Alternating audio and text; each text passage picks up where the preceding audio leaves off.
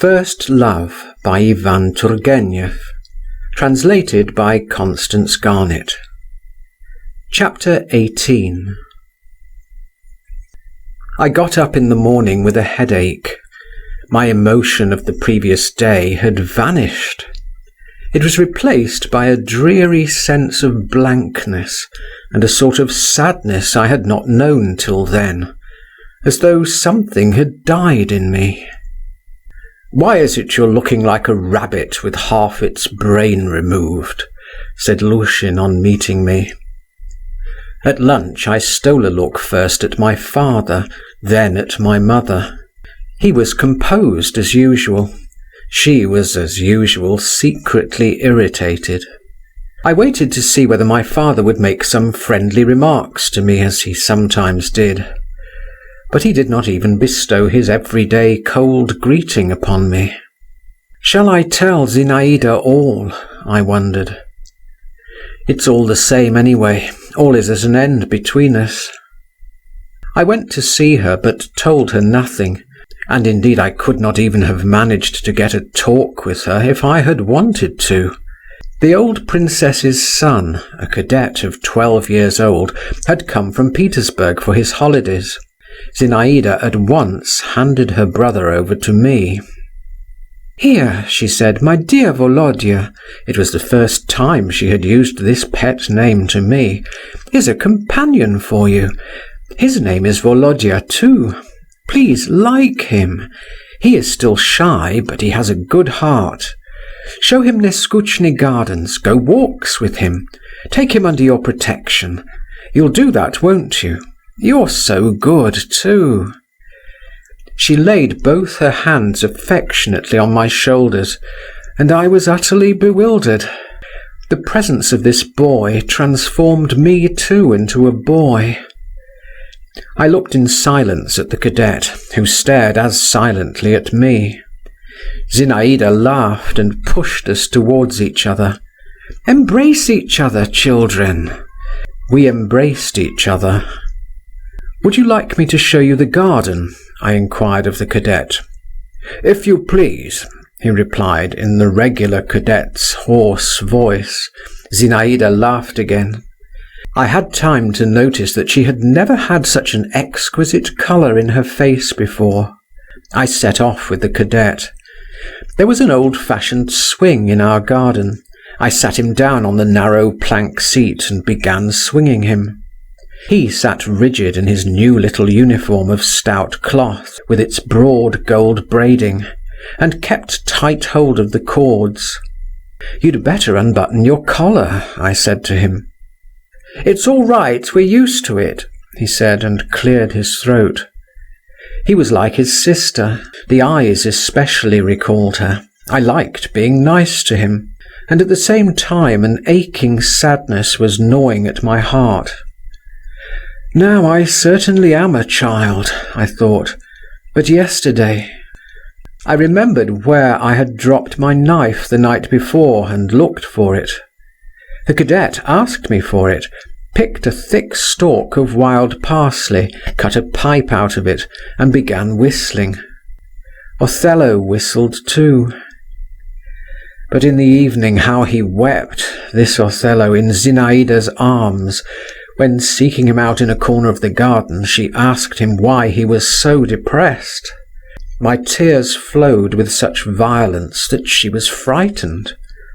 "What is wrong with you? What is it, Volodya?" she repeated. And seeing I made no answer and did not cease weeping, she was about to kiss my wet cheek. But I turned away from her and whispered through my sobs, "I know all.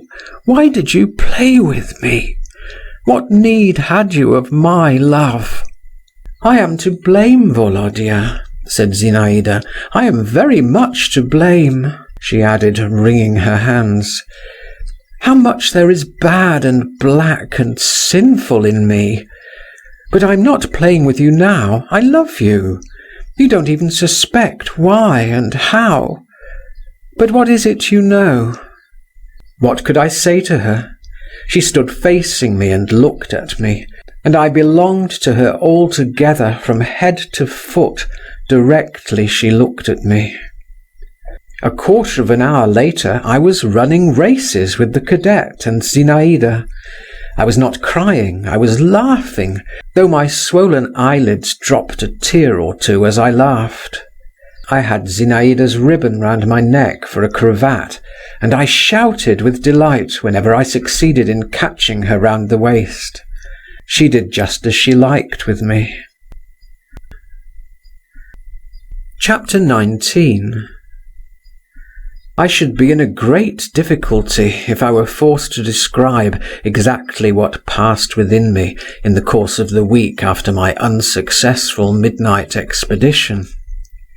It was a strange, feverish time, a sort of chaos, in which the most violently opposed feelings, thoughts, suspicions, hopes, joys and sufferings whirled together in a kind of hurricane. I was afraid to look into myself. If a boy of 16 ever can look into himself, I was afraid to take stock of anything. I simply hastened to live through every day till evening, and at night I slept. The light-heartedness of childhood came to my aid. I did not want to know whether I was loved, and I did not want to acknowledge to myself that I was not loved. My father I avoided, but Zinaida I could not avoid. I burnt as in a fire in her presence, and what did I care to know what the fire was in which I burned and melted? It was enough that it was sweet to burn and melt.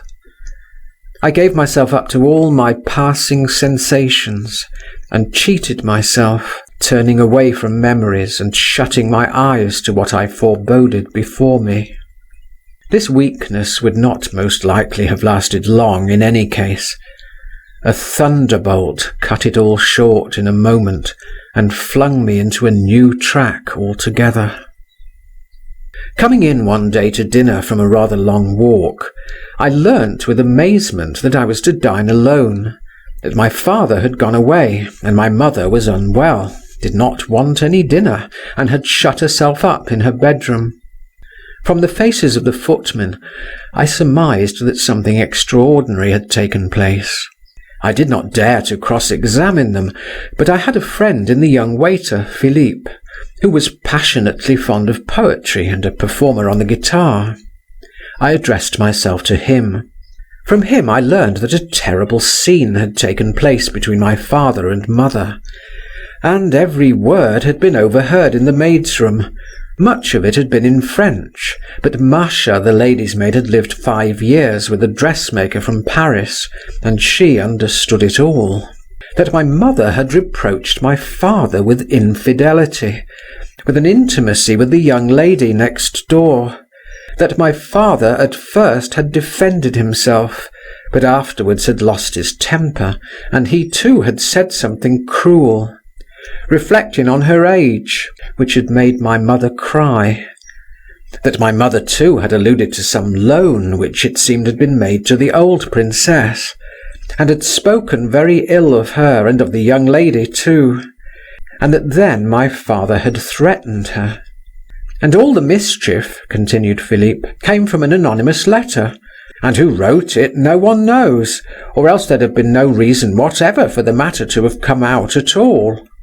But was there really any ground? I brought out with difficulty, while my hands and feet went cold, and a sort of shudder ran through my inmost being. Philippe winked meaningly. There was. There's no hiding those things. For all that your father was careful this time. But there, you see, he'd, for instance, to hire a carriage or something. No getting on without servants either. I dismissed Philippe and fell onto my bed. I did not sob, I did not give myself up to despair. I did not ask myself when and how this had happened. I did not wonder how it was I had not guessed it before, long ago. I did not even upbraid my father. What I had learnt was more than I could take in. This sudden revelation stunned me. All was at an end. All the fair blossoms of my heart were roughly plucked at once, and lay about me, flung on the ground, and trampled underfoot. Chapter 20. My mother next day announced her intention of returning to the town. In the morning my father had gone into her bedroom and stayed there a long while alone with her. No one had overheard what he said to her, but my mother wept no more. She regained her composure and asked for food, but did not make her appearance nor change her plans. I remember I wandered about the whole day, but did not go into the garden. I never once glanced at the lodge, and in the evening I was the spectator of an amazing occurrence. My father conducted Count Malevsky by the arm through the dining-room into the hall, and in the presence of a footman said icily to him, "A few days ago your Excellency was shown the door in our house, and now I am not going to enter into any kind of explanation with you, but I have the honour to announce to you that if you ever visit me again I shall throw you out of window. I don't like your handwriting." The Count bowed, bit his lips, shrank away and vanished. Preparations were beginning for our removal to town, to Arbaty Street, where we had a house. My father himself probably no longer cared to remain at the country house, but clearly he had succeeded in persuading my mother not to make a public scandal. Everything was done quietly, without hurry. My mother even sent her compliments to the old princess, and expressed her regret that she was prevented by indisposition from seeing her again before her departure. I wandered about like one possessed, and only longed for one thing, for it all to be over as soon as possible. One thought I could not get out of my head. How could she, a young girl, and a princess too, after all, bring herself to such a step, knowing that my father was not a free man, and having an opportunity of marrying, for instance, Byelovzorov? What did she hope for? How was it she was not afraid of ruining her whole future? Yes, I thought, this is love, this is passion, this is devotion. And Lushin's words came back to me. To sacrifice oneself for some people is sweet. I chanced somehow to catch sight of something white in one of the windows of the lodge. Can it be Zinaida's face, I thought. Yes, it really was her face. I could not restrain myself. I could not part from her without saying a last goodbye to her. I seized a favourable instant and went into the lodge. In the drawing-room the old princess met me with her usual slovenly and careless greetings. "How's this, my good man, your folks are off in such a hurry?" she observed, thrusting snuff into her nose. I looked at her, and a load was taken off my heart. The word loan, dropped by Philippe, had been torturing me. She had no suspicion. At least I thought so then. Zinaida came in from the next room, pale and dressed in black, with her hair hanging loose. She took me by the hand without a word, and drew me away with her.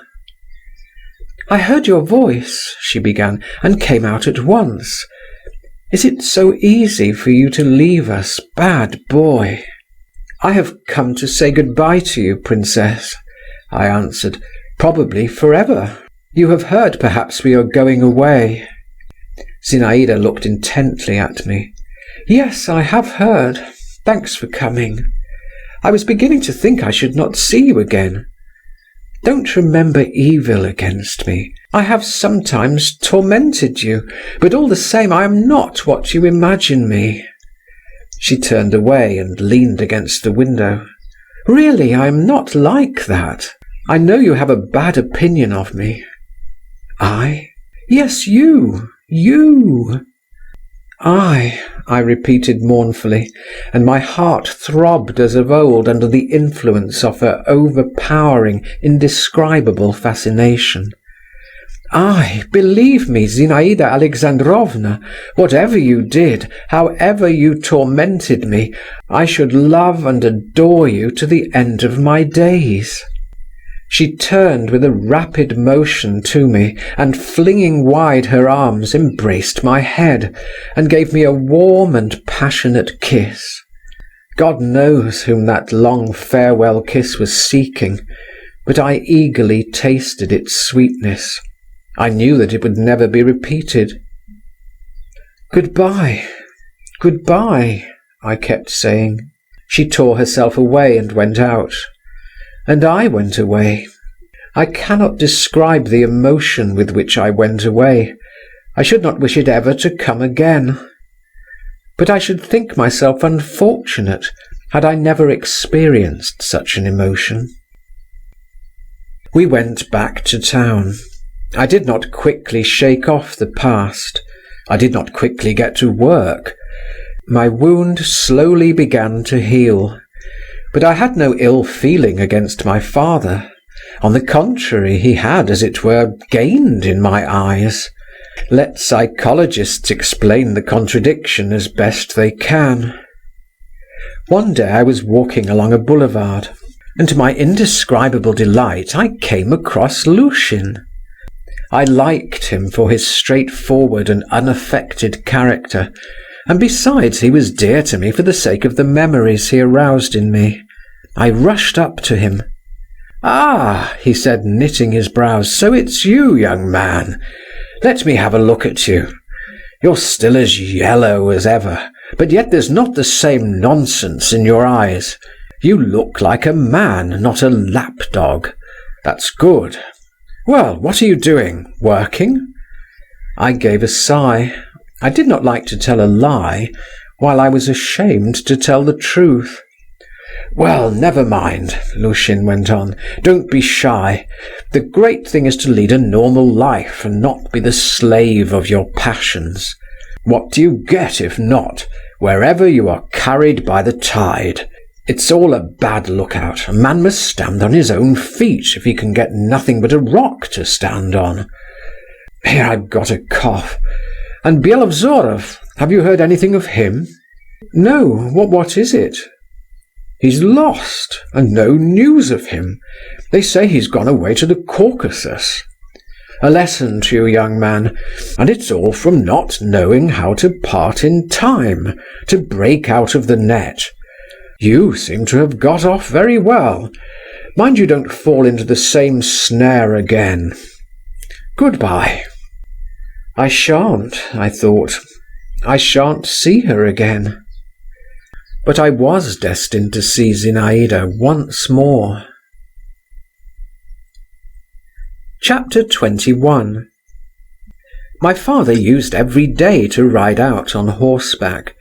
He had a splendid English mare, a chestnut piebald, with a long slender neck and long legs, an inexhaustible and vicious beast.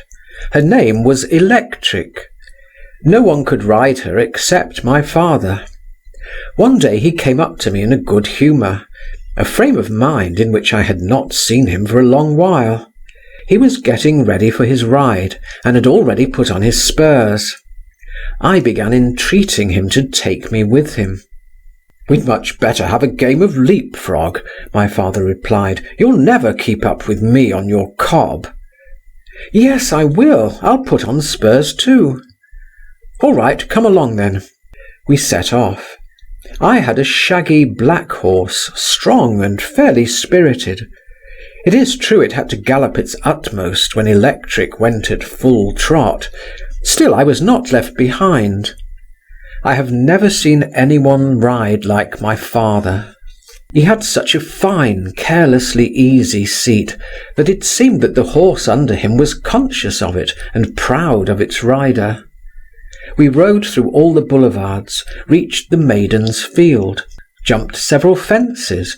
At first I had been afraid to take a leap, but my father had a contempt for cowards, and I soon ceased to feel fear. Twice crossed the river Moskva, and I was under the impression that we were on our way home, especially as my father, of his own accord, observed that my horse was tired. when suddenly he turned off away from me at the Crimean ford and galloped along the river bank. I rode after him. When he had reached a high stack of old timber, he slid quickly off electric, told me to dismount, and giving me his horse's bridle, told me to wait for him there at the timber stack, and turning off into a small street, disappeared. I began walking up and down the river bank, leading the horses, and scolding Electric, who kept pulling, shaking her head, snorting and neighing as she went, and when I stood still never failed to paw the ground, and whining bite my cob on the neck. In fact, she conducted herself altogether like a spoilt thoroughbred. My father did not come back. A disagreeable damp mist rose from the river, a fine rain began softly blowing up, and spotting with tiny dark flecks the stupid grey timber stack which I kept passing and repassing, and was deadly sick of by now. I was terribly bored, and still my father did not come. A sort of sentryman, a Finn, grey all over like the timber, and with a huge old-fashioned shako like a pot on his head, and with a halberd. However came a sentry, if you think of it, on the banks of the Moskva, drew near, and turning his wrinkled face, like an old woman's, towards me, he observed, "What are you doing here with the horses, young master? Let me hold them." I made him no reply. He asked me for tobacco. To get rid of him, I was in a fret of impatience too. I took a few steps in the direction in which my father had disappeared, then walked along the little street to the end, turned the corner, and stood still. In the street, 40 paces from me, at the open window of a little wooden house, stood my father, his back turned to me. He was leaning forward over the window-sill, and in the house, half hidden by a curtain, sat a woman in a dark dress talking to my father. This woman was Zinaida. I was petrified. This, I confess, I had never expected. My first impulse was to run away. My father will look round, I thought, and I am lost. But a strange feeling, a feeling stronger than curiosity, stronger than jealousy, stronger even than fear, held me there. I began to watch. I strained my ears to listen. It seemed as though my father were insisting on something. Zinaida would not consent. I seemed to see her face now, mournful, serious, lovely, and with an inexpressible impress of devotion, grief, love, and a sort of despair. I can find no other word for it. She uttered monosyllables, not raising her eyes, simply smiling, submissively, but without yielding. By that smile alone I should have known my Zinaida of old days. My father shrugged his shoulders and straightened his hat on his head, which was always a sign of impatience with him. Then I caught the words, "Vous devez vous séparer de cette—" Zinaida sat up and stretched out her arm. Suddenly, before my very eyes, the impossible happened. My father suddenly lifted the whip, with which he had been switching the dust off his coat, and I heard a sharp blow on that arm, bare to the elbow. I could scarcely restrain myself from crying out, while Zinaida shuddered, looked without a word at my father, and slowly raising her arm to her lips, kissed the streak of red upon it. My father flung away the whip, and running quickly up the steps, dashed into the house. Zinaida turned round, and with outstretched arms and downcast head, she too moved away from the window. My heart sinking with panic, with a sort of awestruck horror, I rushed back, and running down the lane, almost letting go my hold of Electric, went back to the bank of the river. I could not think clearly of anything. I knew that my cold and reserved father was sometimes seized by fits of fury, and all the same I could never comprehend what I had just seen. But I felt at the time that however long I lived I could never forget the gesture, the glance, the smile of Zinaida. That her image, this image so suddenly presented to me, was imprinted for ever on my memory. I stared vacantly at the river, and never noticed that my tears were streaming. She is beaten, I was thinking. Beaten, beaten. "Hullo, what are you doing? Give me the mare," I heard my father's voice saying behind me. Mechanically I gave him the bridle. He leapt onto electric. The mare, chill with standing, reared on her haunches and leapt 10 feet away. But my father soon subdued her. He drove the spurs into her side and gave her a blow on the neck with his fist. "Ah, I've no whip," he muttered. I remembered the swish and fall of the whip heard so short a time before, and shuddered. "Where did you put it?" I asked my father after a brief pause. My father made no answer and galloped on ahead. I overtook him. I felt that I must see his face. "Were you bored waiting for me?" he muttered through his teeth. "A little." "Where did you drop your whip?" I asked again. My father glanced quickly at me. "I didn't drop it," he replied. "I threw it away." He sank into thought and dropped his head. And then, for the first and almost for the last time, I saw how much tenderness and pity his stern features were capable of expressing. He galloped on again, and this time I could not overtake him. I got home a quarter of an hour after him. "That's love," I said to myself again, as I sat at night before my writing table, on which books and papers had begun to make their appearance. "That's passion. To think of not revolting, of bearing a blow from anyone whatever, even the dearest hand. But it seems one can if one loves. While I imagined."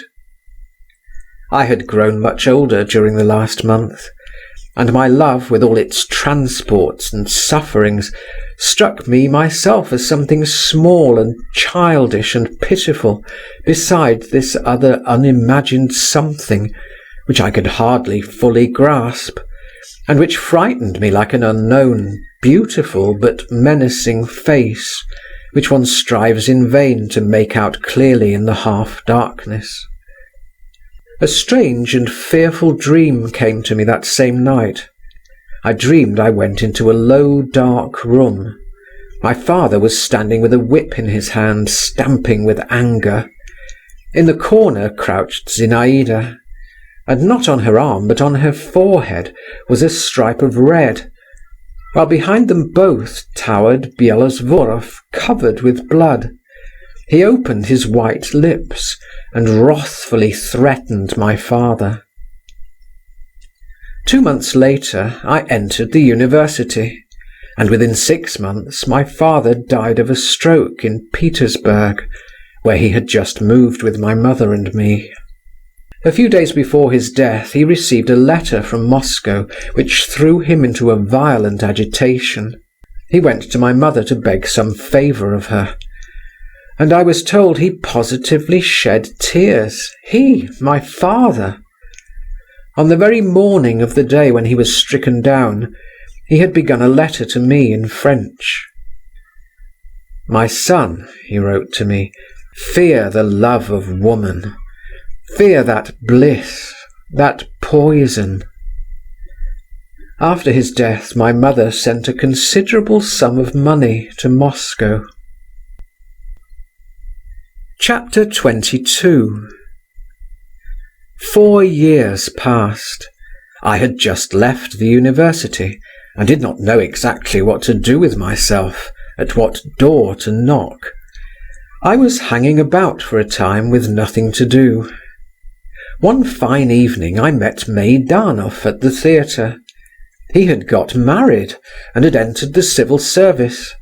But I found no change in him. He fell into ecstasies in just the same superfluous way, and just as suddenly grew depressed again. "You know," he told me among other things, "Madame Dolsky's here." "What Madame Dolsky?" "Can you have forgotten her? The young Princess Zasyekin, whom we were all in love with, and you too. Do you remember at the country house near Neskutchny Gardens?" "She married a Dolsky?" "Yes." "And is she here in the theatre?"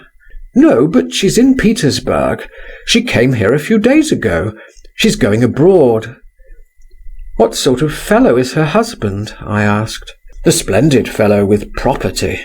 He's a colleague of mine in Moscow. You can well understand, after the scandal. You must know all about it." Meidanov smiled significantly. It was no easy task for her to make a good marriage. There were consequences, but with her cleverness everything is possible. Go and see her. She'll be delighted to see you. She's prettier than ever. Meidanov gave me Zinaida's address. She was staying at the Hôtel des Moutes.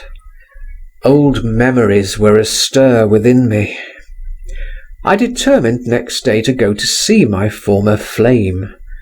But some business happened to turn up. A week passed, and then another. And when at last I went to the Hôtel des Moutes and asked for Madame Dolsky, I learnt that 4 days before she had died, almost suddenly, in childbirth. I felt a sort of stab at my heart. The thought that I might have seen her, and had not seen her, and should never see her, that bitter thought stung me with all the force of overwhelming reproach. "She is dead," I repeated, staring stupidly at the hall porter. I slowly made my way back to the street, and walked on without knowing myself where I was going. All the past swam up and rose at once before me. So this was the solution.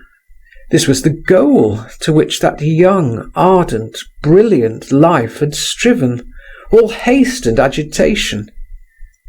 I mused on this.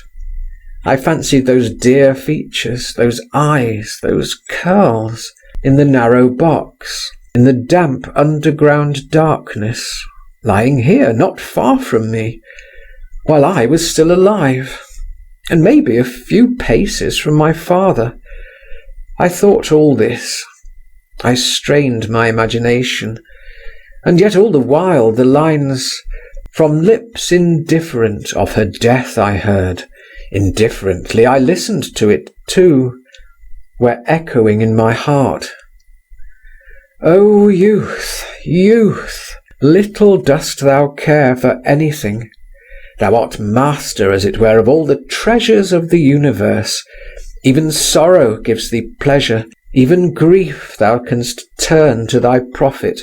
Thou art self-confident and insolent. Thou sayest, I alone am living, look you. But thy days fly by all the while, and vanish without trace or reckoning, and everything in thee vanishes like wax in the sun, like snow.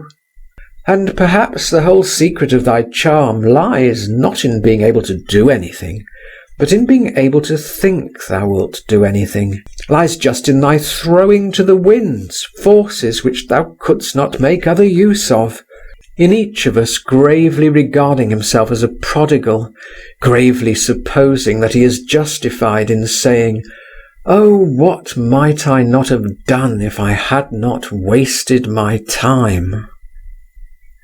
I now, what did I hope for? What did I expect? What rich future did I foresee, when the phantom of my first love, rising up for an instant, barely called forth one sigh, one mournful sentiment? And what has come to pass of all I hoped for? And now, when the shades of evening begin to steal over my life, what have I left fresher, more precious than the memories of the storm, so soon over, of early morning, of spring? But I'd do myself injustice. Even then, in those light-hearted young days, I was not deaf to the voice of sorrow when it called upon me, to the solemn strains floating to me from beyond the tomb. I remember a few days after I heard of Zinaida's death, I was present through a peculiar, irresistible impulse at the death of a poor old woman who lived in the same house as we. Covered with rags, lying on hard boards with a sack under her head, she died hardly and painfully. Her whole life had been passed in the bitter struggle with daily want. She had known no joy, had not tasted the honey of happiness. One would have thought surely she would rejoice at death, at her deliverance, her rest. But yet, as long as her decrepit body held out, as long as her breast still heaved in agony under the icy hand weighing upon it, until her last forces left her, the old woman crossed herself and kept whispering, "Lord, forgive my sins," and only with the last spark of consciousness vanished from her eyes the look of fear, of horror of the end. And I remember that then, by the deathbed of that poor old woman, I felt aghast for Zinaida, and longed to pray for her, for my father, and for myself. End of chapter 22. Recording by Martin Geeson in Hazelmere, Surrey. End of First Love by Ivan